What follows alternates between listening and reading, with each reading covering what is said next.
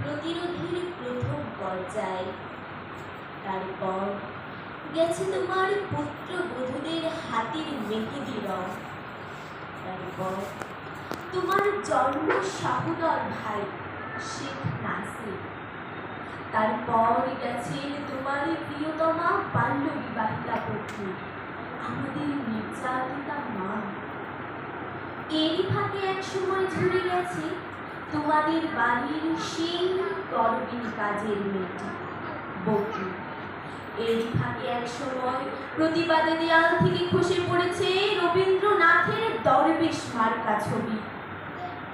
এরই ফাঁকে এক সময় সংবিধানের পাতা থেকে মুছে গেছে দুটি স্তম্ভ, ধর্মনিরপেক্ষতা ও সমাজতন্ত্র। এরই ফাঁকে এক সময় পড়েছে তোমার গৃহের প্রহরীদের মধ্যে দুজন প্রতিবাদী, কর্নেল জামিল ও নাম না জানা এক তরুণ, যার জীবনের বিনিময় তোমাকে বাঁচাতে চেয়েছিল।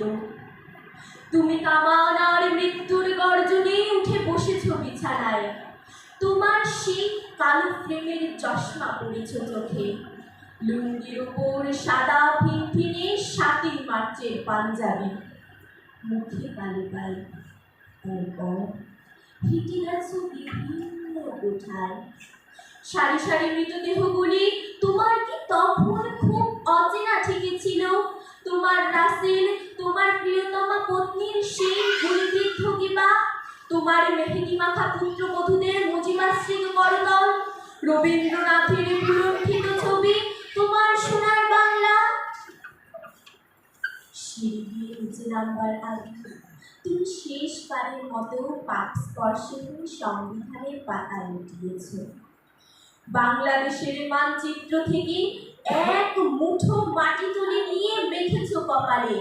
ওই তো তোমার কপালে আমাদের হয়ে পৃথিবীর দেয়া মাটির ফোঁটার শেষ তিলক কোথায়? তোমার পা একবারও তুলে উঠল না, চোখ কাঁপল না। তোমার বুক প্রসারিত হলো অভ্যুত্থানের গুলির অপচয় বন্ধ করতে। কেননা তুমি তো জানো এক একটি গুলির মূল্য একজন কৃষকের একবেলার অন্নের চেয়েও দামি। কেননা তুমি তো জানো এক একটি গুলির মূল্য একজন শ্রমিকের একবেলার সিনেমা দেখার আনন্দের চেয়েও বেশি। মূল্যহীন শুধু তোমার জীবন, শুধু তোমার জীবন পিতা। তুমি হাত উঁচু করে দাঁড়ালে, বুক প্রসারিত করে কি আশ্চর্য আহ্বান জানালে আমাদের। আর আমরা তখন রুটিন মাফিক ট্রিগার টিপলাম। তোমার বক্ষ বিদীর্ণ করে হাজার হাজার পাখির ঝাঁক ডানা মেলে উড়ে গেল বেহেশতের দিকে। তারপর ডেস্কটপ তোমার নিষ্প্রাণ দেহখানি সিঁড়ি দিয়ে গড়াতে গড়াতে গড়াতে আমাদের পায়ের তলায় এসে হুমড়ি খেয়ে থামলো। কিন্তু তোমার রক্ত স্রোত থামল না। সিঁড়ি দিয়ে বারান্দার মেঝে গড়িয়ে সেই রক্ত, সেই লাল টকটকে রক্ত বাংলার দুর্বাস বাড়ালে আমাদের কর্ণের সৈন্যদের ফিরে যাবার বাঁশি বাজাবে। ধন্যবাদ সবাইকে।